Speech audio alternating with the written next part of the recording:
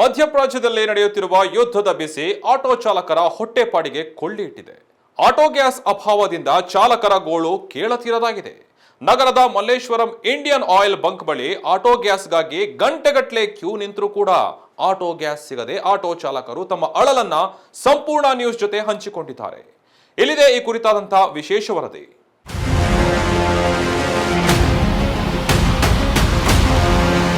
America ಇರಾನ್ನ ಸಂಘರ್ಷದ ಕಾರಣಕ್ಕೋಸ್ಕರವಾಗಿ ಆ ಹರ್ಮುಜ್ ಜಲಸಂಧಿಯ ವಿಚಾರಕ್ಕೆ ಸಂಬಂಧಪಟ್ಟ ಹಾಗೆ ಯಾವ ರೀತಿಯ ಸಮಸ್ಯೆಗಳು ಇವತ್ತು ಉಂಟಾಗ್ತಾ ಇದ್ದಾವೆ, ಅಡಿಗೆ ಅನಿಲ ಆಯಿತು, ಆಟೋ ಗ್ಯಾಸ್ನ ಸಮಸ್ಯೆ ಯಾವ ರೀತಿ ಉದ್ಭವ ಆಗಿದೆ ಅನ್ನುವಂಥದ್ದನ್ನು ನಾವು ನೋಡ್ತಾ ಇದ್ದೇವೆ. ಇದೀಗ ನಾವು ಈ ಬೆಂಗಳೂರಿನ ಮಲ್ಲೇಶ್ವರದ ಭಾಗದಲ್ಲಿರ್ತಕ್ಕಂಥ ಇಂಡಿಯನ್ ಆಯಿಲ್ ಇದರಲ್ಲಿ ಇದ್ದೇವೆ. ನೋಡಿ ಇಲ್ಲಿ ಯಾವ ರೀತಿ ಆಟೋಗಳವರು ಸಾಲುಗಟ್ಟಿ ನಿಂತಿದ್ದಾರೆ ಅಂತಂದ್ರೆ, ಬೆಳಗ್ಗಿನಿಂದ ಕಿಲೋಮೀಟರ್ಗಳ ಗಟ್ಟಲೆ ಇಲ್ಲಿ ಸಾಲಾಗಿ ನಿಂತು ಇಲ್ಲಿ ಆಟೋದಲ್ಲಿ ಆ ಒಂದು ಆಟೋ ಗ್ಯಾಸನ್ನ ಭರ್ತಿ ಮಾಡ್ಕೊಳ್ತಾ ಇದ್ದಾರೆ. ನಿಜವಾಗಿಯೂ ಇದು ಯಾವತ್ತು ಮುಗೀತದೆ ಅನ್ನುವಂತಹ ಪರಿಸ್ಥಿತಿ ಉದ್ಭವ ಆಗಿರುವಂಥದ್ದು ನಾವು ದೃಶ್ಯಗಳಲ್ಲಿ ನೋಡ್ತಾ ಇದ್ದೇವೆ.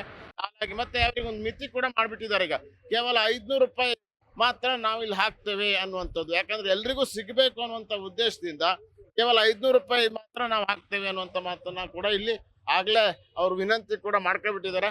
ಆಟೋ ಗ್ಯಾಸ್ನ ಈ ಒಂದು ಬಂಕ್ನವರು ಇಲ್ಲಿ ಎಲ್ಲ ಬೆಳಗ್ಗಿನಿಂದ ಬಂದು ಆಟೋ ಚಾಲಕರು ಸಾಲಾಗಿ ನಿಂತು ಇಲ್ಲಿ ಆ ಒಂದು ಆಟೋ ಗ್ಯಾಸನ್ನ ಫಿಲ್ ಮಾಡಿಸ್ಕೊಳ್ತಾ ಇರ್ತಕ್ಕಂಥ ನಾವು ನೋಡ್ತಾ ಇದ್ದೇವೆ.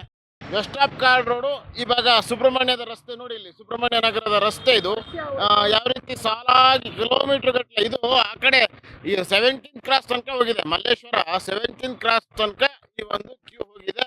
ಆ ಭಾಗದಿಂದ ಆ ಮಲ್ಲೇಶ್ವರದ ಆ ಭಾಗ ಹೋಗಿದೆ, ಅದು ಇಲ್ಲಿ ಒಳಭಾಗದಲ್ಲಿ ಬಂದಿದ್ದಾರೆ ರಸ್ತೆಗೆ.